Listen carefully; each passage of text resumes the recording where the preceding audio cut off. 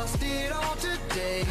Tell me honestly, would you still love me the same if I showed? All right, now if you're watching on your computer, just make sure you can get us on your local cable provider. Go to YouTooAmerica.com, enter your zip code, find out where you can find us locally. I'm Dr. Gina. Welcome back to America Trends. The president and Donald Trump giving alternating speeches where they pretty much bash each other. First, Donald Trump called out Hillary and the Obama administration for failing to name the threat of radical Islamic terror. Then the president mocked Trump and said, labels don't matter. Trump responded at a rally in North Carolina, then with this. And I watched President Obama today, and he was more angry at me than he was at the shooter. And many people said that. One of the folks on television said, boy, has Trump gotten under his skin. But he was more angry, and a lot of people have said this, the level of anger, that's the kind of anger he should have for the shooter and these killers that shouldn't be here.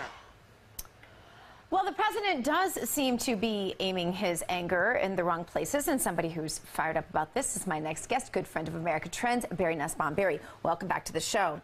The Orlando killer pledged loyalty to ISIS and was yelling his support, in fact, for ISIS as he was slaughtering men and women in the Pulse nightclub. An ISIS attack on America. They're very proud of that. They took credit. Clearly, yet another battle fought and won by the terrorists against America on our own soil, Barry. Why doesn't everyone agree on that point alone? Like, if we can't even agree on the first point, how are we ever going to come to any real resolution? You know what I keep thinking about historically, Gina, is go back to 1941. The Imperial Japanese Navy destroyed most of the American Navy at Pearl Harbor. Can you imagine if President Roosevelt, Franklin Roosevelt, had gone before Congress and said, well, you know, certain elements of Japan have a grievance with the United States. We don't want to call it war. And he namby-pambied around about it. That's an interesting America point. would have been up in arms. Here, it's attack after attack after attack, and the United States won't call it what it is. And when I say the United States, our spokesman is the President of the United States. He either leads or he follows. And in this case, I can't figure out what his intention is other than to make sure nobody antagonizes the terrorists. I like the lead and follow part. Can we just go ahead with the get out of the way part? Yeah, well, I was going to suggest that, but we have till January to get him out of the way. Yeah. All right, well, Trump really wasn't fazed by any of this. He renewed his call for restricting unvetted Muslim immigrants, at least temporarily, to the U.S. Obama and Hillary and some of the GOP are attacking Trump yet again on this proposal. Although, in this particular case, I'm not sure it would have changed anything, because this is a second-generation Muslim, so immigrant. Sorry. So what is the answer, Barry? Well, I think it's twofold, and they're sort of remotely related. On the immigration side, the thing we keep forgetting as a nation is that ISIS has proclaimed and is bragging about the fact that they're putting trained jihadis into the refugees going to Europe. And the refugees come to the United States. And they've bragged about it. It's on their website. This isn't a secret that I dug up. No. Go on the web, you can read it. But see, Obama doesn't even acknowledge that. Neither does Hillary. Right. I've never heard word one of that. That is critical. And it's not just my opinion. The security experts all over Washington are pleading for some sort of vetting. That's number one. We are letting in people, we don't know who they are, and there's a certain percentage, 1%, 2%, 3%, that are coming here to kill Americans. Yeah. That's number one. We've got to be able to vet them. Number two, the FBI is so constrained. Look, they had this killer under interrogation twice. Why? Because his coworkers turned him in, because he was talking about the value of jihad and how killing Americans might advance the Islamic fundamentalist cause. Right. His coworkers panicked. What did they do? They're good Americans. They went to the FBI. What did the FBI do? Well, there's no evidence. They let him go.